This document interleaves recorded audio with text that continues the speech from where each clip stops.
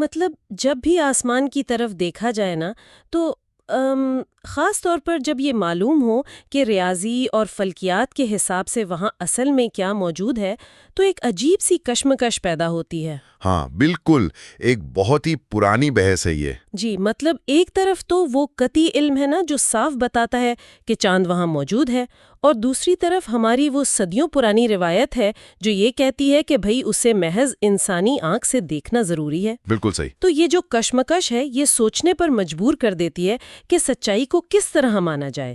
کیا صرف ڈیٹا پر یقین کیا جائے یا بس اس چیز پر جو ہماری آنکھوں کو نظر آ رہی ہے؟ اور دیکھیں، یہ کشمکش کوئی چھوٹی موٹی بات نہیں ہے، یہ دراصل یقین اور مشاہدے کے درمیان ایک بہت پرانی بحث ہے۔ مطلب اگر کسی انسان کی ہڈی ٹوٹتی ہے نا تو ایکس رے مشین اس خرابی کو بالکل کلیئر کر دیتی ہے۔ ہاں، اس میں تو کوئی شک نہیں رہتا۔ بالکل، وہ ایکس رے رپورٹ ایک حتمی فیصلہ ہوتی ہے۔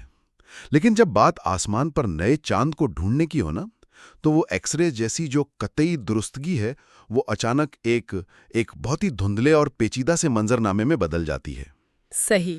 اور یہی وہ مقام ہے جہاں سائنس کی حتمی نوعیت اور ہماری انسانی بصارت کی حدود آپس میں ٹکراتی ہیں۔ چلیں اس بات کی تہہ تک پہنچتے ہیں۔ آج کے اس تفصیلی جائزے کا جو مشن ہے نا وہ یہ ہے کہ سائنس اور مذہب کے درمیان اسی صدیوں پرانی بحث رؤیت ہلال یا چاند دیکھنے کے اس نازک مسئلے کو سمجھا جائے۔ بہت اہم موضوع ہے۔ 19 مارچ 2026 کو پاکستان اور خاص طور پر پشاور میں چاند دیکھے جانے کے امکانات۔ ہم یہ جانیں گے کہ اس دن آسمان پر کیا ہوگا اور اسے کیسے دیکھا جائے گا۔ یہاں جو بات سب سے زیادہ حیران کن ہے وہ یہ ہے کہ رؤیت ہلال کا یہ معاملہ محض گردن اٹھا کر آسمان کی طرف دیکھنے تک محدود نہیں ہے۔ اچھا؟ جی، جب ہم فلکیات اور اسلامی شریعت کے اصولوں کو ذرا گہرائی میں جا کر دیکھتے ہیں نا تو پتہ چلتا ہے کہ یہ دونوں ایک دوسرے کے خلاف نہیں کھڑے، بلکہ حقیقت کی تلاش کے دو مختلف راستے ہیں جو ایک ہی منزل کی طرف جاتے ہیں۔ یعنی دونوں مل کر چل سکتے ہیں؟ بالکل۔ یہ سمجھنا بہت ضروری ہے کہ پیچیدہ فلکیات کس طرح شرعی تقاضوں کے ساتھ مل کر چل سکتی ہے، بغیر کسی ایک کی اہمیت کو کم کیے ہوئے۔ تو اس سے پہلے کہ ہم 2026 کے اس مخصوص دن کے اس ڈیٹا پر بات کریں، ہمیں اس بنیادی سائنس کو تھوڑا سا سمجھنا ہوگا۔ جی ضرور۔ بار بار ایک اصطلاح استعمال ہوتی ہے کہ نیا چاند بن گیا ہے۔ آخر یہ نیا چاند بنتا کیسے ہے اور سائنسی زبان میں اس کی عمر یا ایج سے کیا مراد ہے؟ کیونکہ دیکھیں نا، عام زندگی میں تو عمر کا مطلب سال یا مہینے ہوتے ہیں، لیکن یہاں تو یہ سارا گھنٹوں اور منٹوں کا کھیل ہے۔ اسے سمجھنے کے لیے نا ہمیں نظام شمسی کی جیومیٹری کو تھوڑا بڑی تصویر میں دیکھنا ہوگا۔ جب چاند اپنے مدار میں گھومتے ہوئے خلا میں ایک ایسے پوائنٹ پر پہنچتا ہے جہاں وہ سورج اور زمین کے بالکل درمیان آ جاتا ہے۔ اچھا، ایک ہی لائن میں؟ جی بالکل، ایک لائن میں۔ تو اس مخصوص لمحے کو فلکیات میں کنجنکشن یا چاند کی پیدائش کہتے ہیں۔ اب اس خاص لمحے میں ہوتا یہ ہے کہ سورج کی جو تیز روشنی چاند پر پڑ رہی ہوتی ہے نا وہ چاند کے اس حصے کو روشن کرتی ہے جو سورج کی طرف ہوتا ہے، اور چونکہ چاند سورج اور زمین کے بیچ میں ہے اس لیے وہ ساری روشنی واپس سورج کی طرف ہی ریفلیکٹ ہو رہی ہوتی ہے۔ تو زمین کی طرف کچھ نہیں آتا؟ بالکل نہیں، زمین کی طرف چاند کا صرف سایہ یا آپ کہہ لیں کہ اندھیرا حصہ ہوتا ہے۔ اسی وجہ سے پیدائش کے بالکل درست وقت پر چاند زمین سے بالکل کالا اور پوشیدہ نظر آتا ہے۔ یعنی وہ آسمان پر موجود تو ہوتا ہے بالکل ہمارے سامنے، لیکن ہم اسے دیکھ نہیں سکتے کیونکہ اس کی روشنی ہم تک پہنچ ہی نہیں رہی ہوتی۔ بالکل درست کہا۔ اور اسی لمحے کے بعد سے نا گھڑی ٹک ٹک کرنا شروع کر دیتی ہے۔ اچھا۔ کنجنکشن کے وقت کے بعد سے جو وقت گزرتا ہے بس اسے ہی ہم چاند کی عمر کہتے ہیں۔ جیسے جیسے چاند مدار میں تھوڑا آگے بڑھتا ہے اس کا سورج اور زمین کے ساتھ زاویہ بدلنا شروع ہو جاتا ہے۔ سمجھ رہی ہوں۔ جب یہ زاویہ بدلتا ہے نا تو روشنی کا ایک انتہائی باریک سا بالکل بال کے برابر کنارہ زمین سے نظر آنا شروع ہوتا ہے، جسے ہم ہلال یا کریسنٹ کہتے ہیں۔ جتنے گھنٹے گزرتے ہیں یہ زاویہ بڑھتا ہے اور وہ کنارہ تھوڑا موٹا ہوتا جاتا ہے۔ یہیں پر کچھ بہت ہی حیران کن سائنسی ریکارڈ سامنے آتے ہیں جو ذرائع میں دیے گئے ہیں۔ یونیورس ٹوڈے کے مطابق تاریخ میں عام انسانی آنکھ بنا کسی دوردین کے دیکھا جانے والا سب سے کم عمر چاند اسٹیون جیمز اومیرا نے مئی 1990 میں دیکھا تھا۔ جی بہت مشہور واقعہ ہے یہ۔ اور آپ کو پتا ہے اس وقت اس چاند کی عمر کیا تھی؟ صرف 15 گھنٹے اور 32 منٹ. مطلب ذرا تصور کریں، پیدائش کے بعد 15.5 گھنٹے تک وہ روشنی اتنی مدھم ہوتی ہے کہ انسانی آنکھ اسے پکڑ ہی نہیں سکتی. اور اگر ہم بصری آلات کی بات کریں نا، مطلب ہائی پاور ٹیلیسکوپ وغیرہ کی، تو دنیا کا سب سے کم عمر چاند دیکھنے کا ریکارڈ تہران کے محسن جی میر سعید کے پاس ہے. ارے واہ! جی، انہوں نے ستمبر 2002 میں چاند دیکھا اور تب اس کی عمر 11 گھنٹے 40 منٹ تھی. 11 گھنٹے 40 منٹ؟ بالکل. اور دیکھیں، یہ ریکارڈز صرف کوئی عام فیکٹس نہیں ہیں. یہ ہمیں انسانی آنکھ اور جدید ترین آلات کی فزیکل لمٹس بتاتے ہیں. 11 گھنٹے 40 منٹ سے کم عمر کا چاند آج تک کسی انسان نے کسی آلے کی مدد سے بھی نہیں دیکھا. مطلب کسی نے کوشش ہی نہیں کی یا؟ نہیں، کوشش تو بہت ہوئی ہے. وجہ یہ ہے کہ اس سے کم عمر میں جو روشنی چاند سے ٹکرا کر آتی ہے نا، وہ اتنی کمزور ہوتی ہے کہ زمین کے ماحول کو پار کر کے ہماری آنکھوں یا سینسرز تک پہنچ ہی نہیں پاتی. اگر اس پورے عمل کی تشبیہ دی جائے نا، تو مجھے یوں لگتا ہے کہ نیا چاند بالکل ایک نوزائیدہ بچے کی طرح ہے جو سورج کی انتہائی تیز روشنی کے ایک کمبل میں چھپا ہوتا ہے. کیا بات ہے! بالکل صحیح تشبیہ ہے. اس کمبل سے باہر آنے اور دنیا کو نظر آنے کے لیے اسے کچھ وقت چاہیے ہوتا ہے، اور دیکھنے والے کو بالکل صحیح زاویے کی ضرورت ہوتی ہے. اگر زاویہ تھوڑا سا بھی غلط ہونا تو سورج کی وہ چکاچوند اس ننھے سے چاند کو مکمل طور پر نگل لیتی ہے. اور اس زاویے کی باقاعدہ ایک حد بھی مقرر ہے. سائنسی دنیا میں اسے ڈینجر لمٹ کہا جاتا ہے. Danger limit? یہ کیا ہوتی ہے؟ یہ فزکس کا ایک اصول ہے جو بتاتا ہے کہ اگر چاند اور سورج کے درمیان زاویہ، جسے فلکیات میں آرک آف لائٹ کہتے ہیں، اگر وہ 60 ڈگری سے کم ہونا، تو سورج کی روشنی فضا میں اتنی بکھر چکی ہوتی ہے کہ چاند کو دیکھنا فزیکلی ناممکن ہو جاتا ہے. اچھا. اور اس کے علاوہ ایک اور بہت اہم تصور ہے جسے ہم لیگ ٹائم کہتے ہیں. League time? اس سے کیا مراد ہے؟ دیکھیں، لیگ ٹائم وہ دورانیہ ہے جو سورج کے غروب ہونے اور چاند کے غروب ہونے کے درمیانی وقت پر مشتمل ہوتا ہے. یعنی جب سورج غروب ہو گیا اور آسمان پر اندھیرا چھانے لگا، تو اس وقت چاند کتنی دیر تک آسمان پر افق کے اوپر موجود رہتا ہے، اسے لیگ ٹائم کہتے ہیں. اگر یہ وقت بہت کم ہو، مثلاً 15-20 منٹ، تو اندھیرا ہونے سے پہلے ہی چاند بھی سورج کے پیچھے غائب ہو جاتا ہے. کل یہی مسئلہ ہے. یہاں بات واقعی بہت دلچسپ ہو جاتی ہے. اب اس تمام سائنسی پس منظر اور زاویوں کو ہم اپنے اس مخصوص کیس پر اپلائی کرتے ہیں.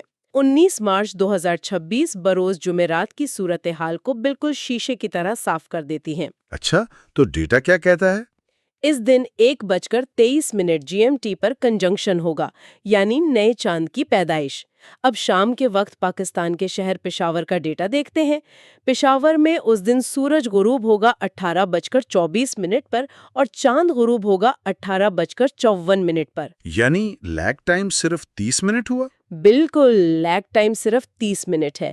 اس کا مطلب ہے کہ سورج غروب ہونے کے بعد چاند صرف آدھے گھنٹے کے لیے افق پر موجود ہوگا. جی، صرف 30 منٹ کی وہ کھڑکی ہوگی اور اس میں آسمان پر سرخی بھی ہوگی، دھندلکا بھی، اور چاند افق کے بالکل قریب ہوگا. لیکن رکیں، سب سے اہم بات جو ریاضی ہمیں بتا رہی ہیں وہ یہ ہے کہ سورج غروب ہونے کے وقت پشاور میں اس چاند کی عمر صرف 12 گھنٹے اور 1 منٹ ہوگی. صرف 12 گھنٹے 1 منٹ؟ جی.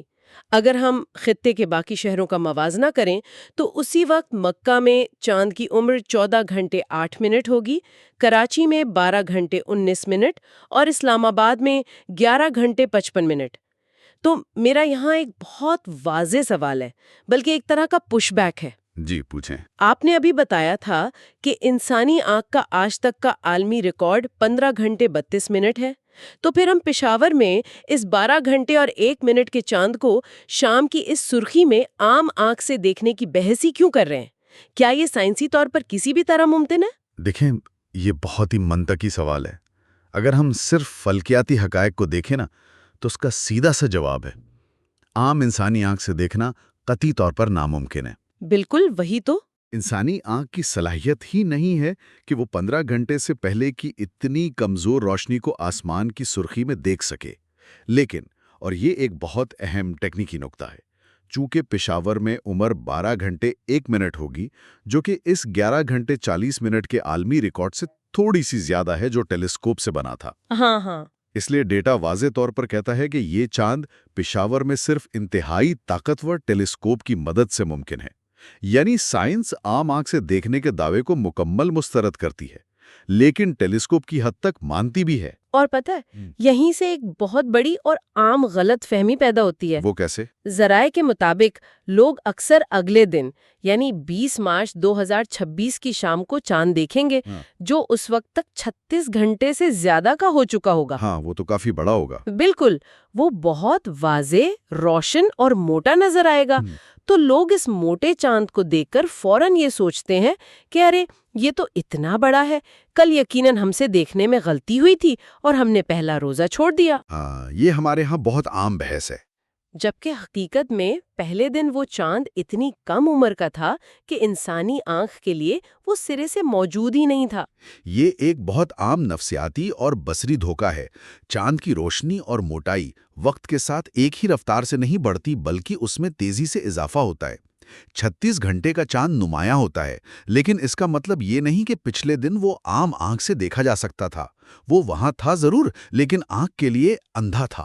بالکل، اور تاریخی طور پر یہ تنازع بہت گہرا ہے، خاص طور پر پاکستان میں، جہاں اکثر مرکزی رؤیت ہلال کمیٹی، جس کی بنیاد 1974 میں رکھی گئی تھی، اور پشاور کی مسجد قاسم علی خان مفتی شہاب الدین پوپلزئی صاحب کے درمیان اختلاف رہتا ہے۔ جی، یہ ایک پرانا مسئلہ ہے۔ اور یہاں میں واضح کر دوں کہ ہم ذرائع کی بنیاد پر بات کر رہے ہیں، کسی کی طرفداری نہیں کر رہے۔ دونوں کا اپنا نقطہ نظر ہے۔ مسجد قاسم علی خان کا انحصار بنیادی طور پر افراد کی دی گئی چشمدید گواہیوں پر ہوتا ہے، اور دوسری طرف وہ طریقہ کار ہے جو گواہیوں کے ساتھ ساتھ ان پیچیدہ سائنسی ڈیٹا کو بھی استعمال کر رہا ہے جو ہم ابھی ڈسکس کر رہے تھے۔ اور اس اختلاف کو مکمل طور پر سمجھنے کے لیے ہمیں شریعت کے نقطہ نظر کو بھی دیکھنا ہوگا۔ فقہ میں ایک بات بہت واضح طور پر بیان کی جاتی ہے کہ شریعت میں اصل بنیاد رؤیت بصری ہے، یعنی چاند کو آنکھ سے دیکھنا۔ مہینے کا آغاز پیدائش پر نہیں، دیکھنے پر رکھا گیا ہے۔ جی، اور یہ سمجھ بھی آتا ہے کیونکہ مذہب نے ایسا طریقہ دیا جو ہر دور کے انسان کے لیے قابل عمل ہو، لیکن ذرائع میں موجود ایک شرعی مکالمے میں یہ بھی واضح کیا گیا ہے کہ فلکیات مددگار ہے، حاکم نہیں۔ بالکل، یعنی فلکیات اکیلے فیصلہ نہیں کرے گی، بلکہ وہ فیصلے میں معاونت کرے گی۔ لیکن پھر وہی الجھن والا سوال، اگر کوئی بندہ یہ گواہی دے دے کہ اس نے 19 مارچ کو پشاور میں 12 گھنٹے کا چاند عام آنکھ سے دیکھ لیا ہے، تو کیا ہوگا؟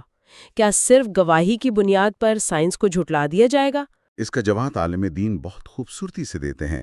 وہ کہتے ہیں کہ اگر فلکیات یہ کہے کہ چاند کا نظر آنا محض مشکل ہے تو گواہی کو ترجیح دی جائے گی، لیکن، اور یہ بڑا لیکن ہے، اگر سائنس ثابت کر دے کہ چاند کا عام آنکھ سے نظر آنا قطعی طور پر ناممکن تھا، جیسے کہ پشاور کے کیس میں، بالکل، جہاں انسانی آنکھ کی حد 15 گھنٹے ہے اور چاند صرف 12 گھنٹے کا ہے، تو ایسی صورت میں شریعت اس بات کی پوری اجازت دیتی ہے کہ اس غلط فہمی پر مبنی گواہی کو رد کر دیا جائے، کیونکہ شریعت ناممکن باتوں کا تقاضا نہیں کرتی۔ یہ تو ایک طرح سے سائنس کا شریعت کو تحفظ فراہم کرنا ہوا، یعنی سائنس یہ نہیں کہہ رہی کہ مذہب غلط ہے، بلکہ وہ مذہب کو بصری دھوکوں سے بچا رہی ہے۔ اگر ہم اسے بڑی تصویر یا وسیع تر تناظر میں دیکھیں تو ڈاکٹر لوئے صافی کی تحقیق اس حوالے سے بڑی شاندار ہے۔ اچھا، وہ کیا کہتے ہیں؟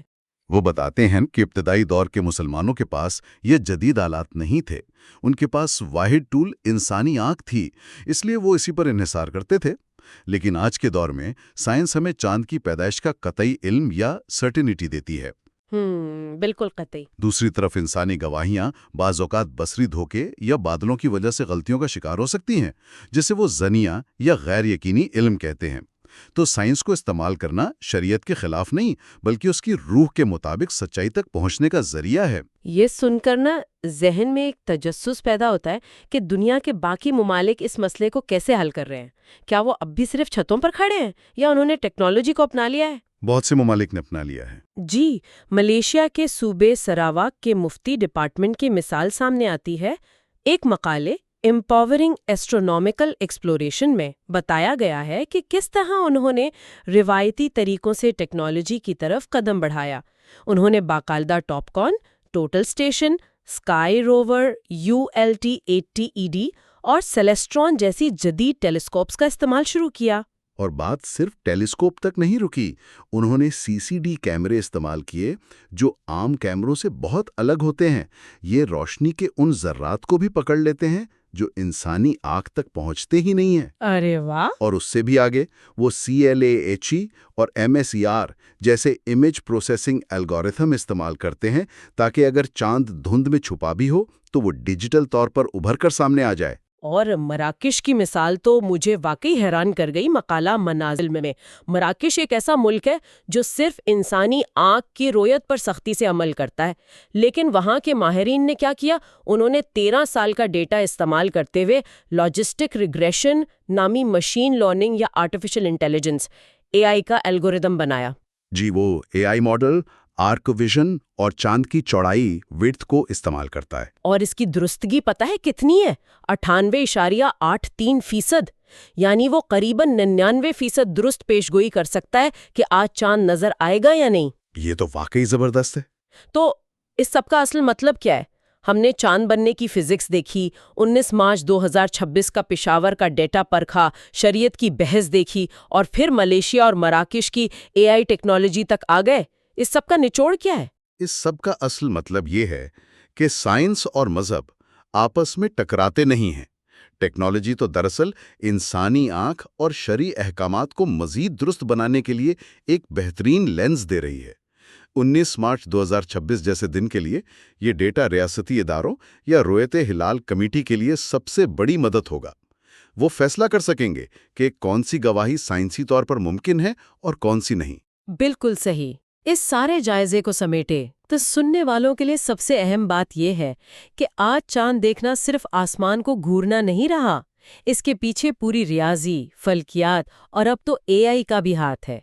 19 مارچ 2026 کو پشاور کا چاند اس بات کا بڑا امتحان ہوگا کہ ہم سائنسی ناممکنات اور انسانی گواہیوں کے درمیان کس طرح توازن قائم کرتے ہیں۔ اس سے ایک اہم سوال جنم لیتا ہے، ایک ایسا سوال جو ہمیں سوچنے پر مجبور کر دیتا ہے۔ وہ کیا؟ اگر مصنوعی ذہانت اور کیمرے آسمان کو اتنی درستگی سے پڑھ سکتے ہیں کہ رویت ہلال کی پیشگوئی 99% تک درست ہو جائے، تو کیا مستقبل میں آسمان کی طرف دیکھنے کی یہ ہزاروں سال پرانی روحانی روایت محض ایک اسمارٹ فون ایپ کے نوٹیفیکیشن میں تبدیل ہو جائے گی؟ ہاں، یہ تو بہت گہری بات ہے۔ یا پھر انسان کا کائنات سے براہ راست رابطہ قائم کرنے کا وہ جو روحانی جذبہ ہے، جو اس عمل کی اصل روح ہے، وہ ہمیشہ اس مشین کی منطق سے بالاتر رہے گا؟ یہ واقعی ایک ایسا سوال ہے جس پر ہم سب کو غور کرنا چاہیے۔ آج کے لیے اتنا ہی۔